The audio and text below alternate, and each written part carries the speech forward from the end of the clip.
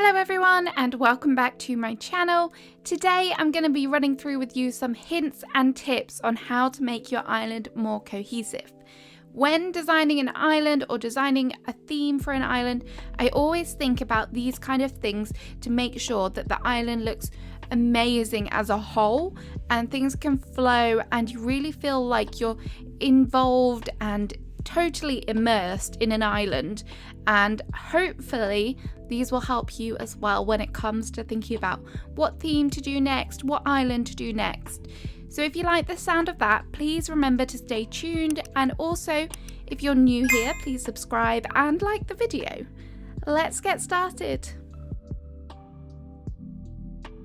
So for number one, I want to talk about color schemes on your island. This is one of the first things I pick when I'm thinking about designing an island or trying a new theme, and there is a few different ways that you can do this to help it feel cohesive throughout your island. You could pick a few different colors. So for example, over here we have kind of like a pastel color palette. We've got pinks, purples, blues and whites. So when thinking about using those colors, we'd try and incorporate it in the furniture we choose, the flowers, things like that, and we'd try and stick to those colors as best we can. You could alternatively go for one color and think about just using all the different shades that are in that color. So lots of different kind of greens, light green stuff, darker green stuff, and think about using this kind of color scheme when you're incorporating it in your custom designs as well. And then finally, and what I've done most recently, is try and use two colors. So use a primary color and then more of a lighter color. So I've gone for a blue, so you get those nice pops, and then maybe the white, so you can use that in your furniture and lighter custom designs as well. So that is your color scheme, and honestly I think it should be one of the first things you do. Think about what colors you're going to use.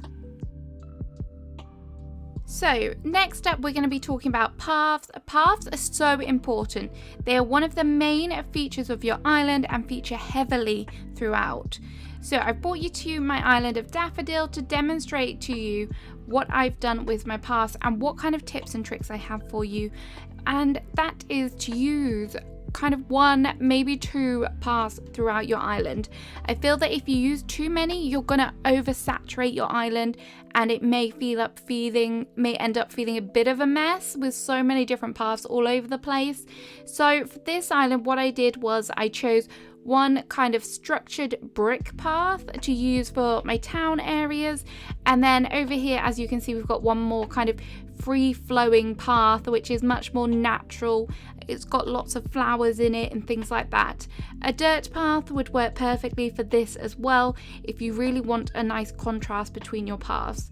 This is a great way to manage your custom designs as well, because otherwise if you're using lots and lots of different 9-tile paths, then you're going to end up filling your custom designs up pretty quickly. So I would limit yourself to one, maybe two.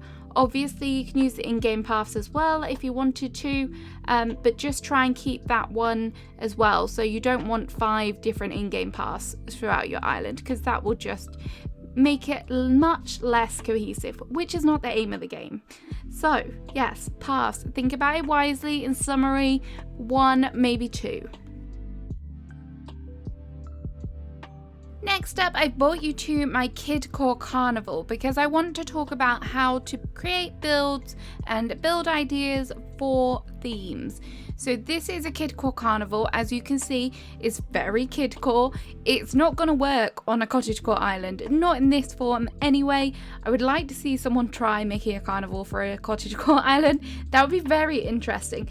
But more to the point, things like I'm not going to put a car park on a forest core island. I'm not going to put an industrial wasteland on a kind of rustic farm core island. Those themes just don't go with those builds. So when you're thinking about doing builds, doing island themes, have a think about what actually matches with that theme. So doing an orchard for a farm core build is much more fitting.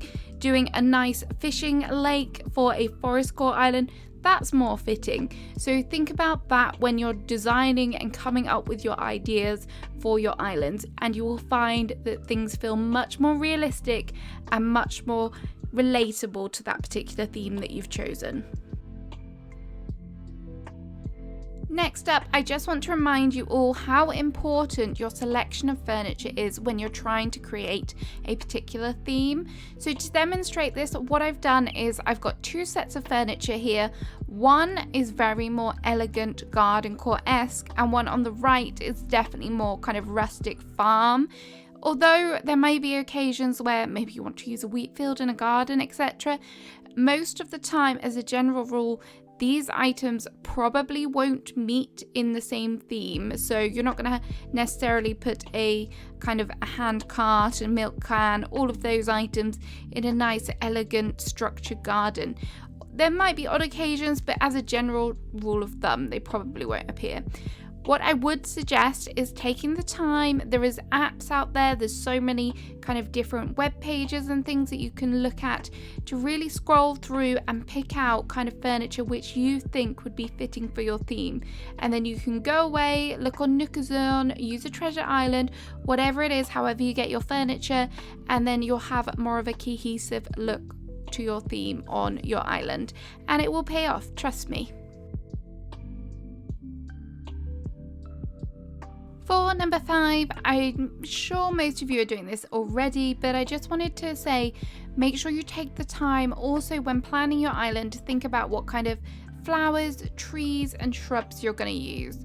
For this original island, I decided to just use the normal trees. I didn't use any cedar trees in it, which is why I've only got these to show you. But there are a few different ways that you could face dealing with the trees. You could have all of one kind of tree. You could mix in some bamboo trees, some of the hardwood trees. It's totally up to you how you do it. Just make sure that you try and do that one thing throughout your island so that it shows it's all kind of together.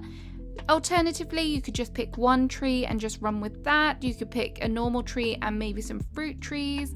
Just mix it all up, whatever works for you. But just make sure that you're trying to continue that throughout your island. With bushes, what I tend to do is normally pick one type of bush, maybe two. They don't have to be in season. Sometimes you just want it for the greenery. And for this island, which was my farm core island way back when, I just went for the yellow tree olive bush. What's it called? I think it's called that. But they look cute and they work for a number of seasons, and I just like the way the leaves look. But again, for that particular one, I just put that one bush throughout my island.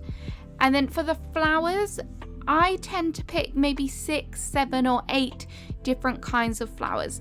Now I choose that many flowers so that I have enough variation, that they're not the same flower isn't positioned next to one another, because I like to break things up. So I find that this number works really, really well. Again, when we spoke earlier about choosing your color palette, this is a way to kind of reinforce that color palette on your island by using flowers. So on the left, I've done like a blue and a white kind of color palette. And then on the right, I've done more of a pastel color. So by choosing the flowers that you're going to work with in the beginning, your bushes, your trees, you know what to focus on so that you can really plan ahead. You don't have to worry about, I don't know, red hyacinths if you have no intention of using those on your island at all. So you can really focus on what's gonna happen so you don't have flowers coming out of your ears, because let's face it, that's what happens to most of us. And it also means that you can easily replicate those particular flowers on your island just by kind of watering them and then leaving them. So it does have its benefits by being prepared. Your fencing choice is also super important when trying to match a theme or choose a theme. So with the 2.0 update, we were unleashed with lots and lots of new fences and colors and things. So I do tend to choose maybe 1 or 2 different fences to have throughout my island, unless it's for a particular build. I would definitely recommend doing it this way, just so that you kind of get that feel throughout your island, and you don't have to craft lots of different types of fencing that way. So not only does it save you time, but it also looks pretty and very effective. Do you have a villager that you absolutely love and fits perfectly with your theme and your island, but maybe their villager house is not so nice? Well, there is a way to save you from the heartbreak, and that is to change up the exterior. So now with the 2.0 update and the introduction of Happy Home Paradise, once you've decorated 30 homes, you will get the ability to be able to change your villagers' exteriors. So now you don't have to look at ugly houses anymore. You can totally change up the palette of the houses on your island. I did with Daffodil. I changed up pretty much all of my villager homes, totally remodeled them so they fitted better with my chosen theme, and I feel it made one hell of a difference. I loved it. So guys, that's the end of the video. I hope you found these tips and tricks helpful and you can incorporate them when you're designing and thinking of new island themes. It's super exciting when you do come up with the theme, so why not make sure that you do your best to kind of carry it out effectively. I'll see you again soon with another video. Have a fantastic rest of your day. Bye bye.